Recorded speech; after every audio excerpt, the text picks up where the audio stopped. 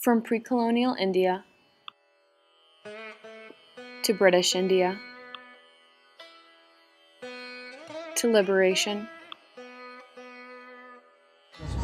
to the modern day,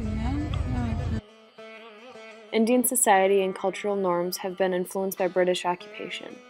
One group in particular, the Hijras, India's third gender, has suffered because of the Western idea of the gender binary and heteronormativity. Here is the Hijra society. Hijras are considered the third gender in places like India and Bangladesh. They are devotees of Bahuchara Mata, one of the many versions of the mother goddess worshipped throughout India, who have created their own subculture within a patriarchal India. The term Hijra refers to a social group with a gender and a religious, historical, kinship, and class identity. They can be depicted as biological intersex people who dress like women, renounce sexual desire through sacrificial ritual of emasculation, and are believed to have divine powers of generativity through the worship and connection to mythical beings.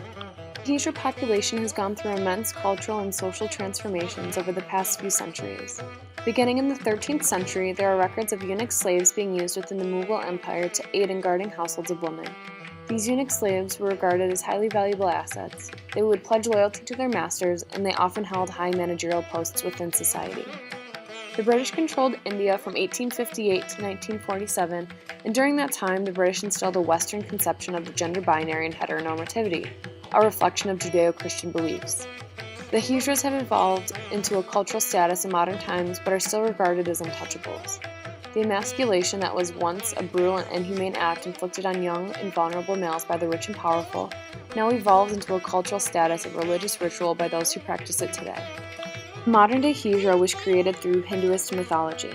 Hijras transformed themselves from an individual with a male sexual organ, whether impotent or not, into a powerful figure. The predominant ideal is tapasya, or the practice of asceticism. Ascetics are prevalent within Hindu mythology, Shiva being the greatest creative ascetic and the main figure in Hijra beliefs. The story goes, Shiva was asked by the other two gods, Brahma and Vishnu, to create the world. He agreed to undertake the task, but on account of immense delay on Shiva's part, Vishnu and Brahma grew impatient and created the universe themselves. In response, realizing the futility of his phallus, Shiva cut it off and it fell on earth, acting as a perennial and constant source of fertility, thus preventing the human race from perishing. This act of self-castration did not spell asexuality because the castrated phallus conferred fertility on others, which is the basis of the formation of the fertility cult of Ling phallus worship.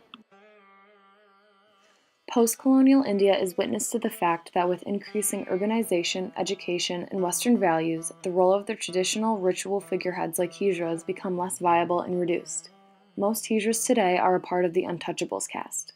The considerable prejudice against Hijras in modern Indian society thus appears to combine the stigma of being outside the gender binary, which was fueled in part by the Western medical model's view. The Western ideal of heteronormativity and the gender binary has negatively influenced the livelihood and acceptance of Hijras in Indian society.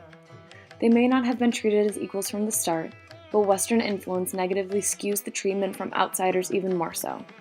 Tony Perkins of the Conservative Family Research Council states, "It's all a part of a radical movement trying to destroy the fact that God created man and woman and that somehow people can choose what gender they want to be." Research on the sexual orientation and gender presentation of Hijra Kothi and Panthi in Mumbai, India, by Matthew Steve, revealed that within a sample size of 33, 7 individuals were illiterate or had no formal education, 9 only completed their primary education, and only 4 completed intermediary education. Their personal home life reflects neglect from nuclear family members. From the sample size of 33, 20 of them live in a Hijra household community, while the next largest group of 6 live with extended family. The Hijra community has suffered immensely from societal views and with the social construction of gender and sex. Maybe we need to take a step back and recognize how we're driving hate in our communities that severely impacts individuals' livelihoods. Whether it be India or America, as a society, we need to step up and teach others how to learn and accept the diversity within the human race.